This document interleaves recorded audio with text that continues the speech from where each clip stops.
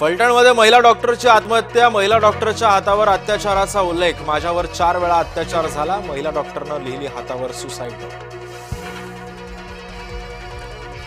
शनिवार वाड्यात किन्नरांचं आंदोलन. शनिवार वाड्यामध्ये नमाज पठणाचा केला निषेध.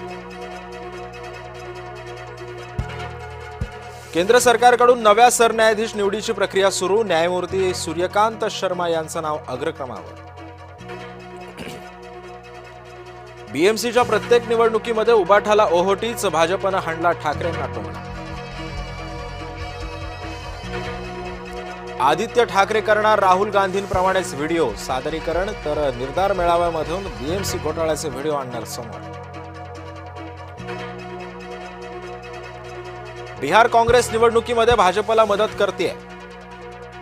एमआयएमचा खळबळजनक आरोप. तर काँग्रेस विरोधात एमआयएम मध्ये सध्या बिहारमध्ये मैदान. भाजपची स्वपक्षीयांवरच हेरगिरी. कार्यकर्त्यांच्या शिबिरामध्ये भाजपचे नेते चंद्रशेखर बावनकुळेंचं वक्तव्य. कार्यकर्त्यांचे फोन आणि व्हॉट्सअप निरीक्षणाखाली बावनकुळे बोलले. केंद्रीय राज्यमंत्री मुरलीधर मोहोळ आणखी एकदा अडचणीत सापडणार. मोहोळ यांच्यावर शिवसेना नेते धंगेकरांचा नवा आरोप. महापौर असताना मोहोळ बढेकर बिल्डर्सची गाडी वापरायचे. धंगेकरांचा आरोप.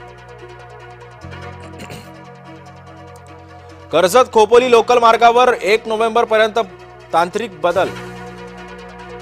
कामासाठी 1 नोव्हेंबरपर्यंत विशेष ब्लॉक घेण्यात येणार.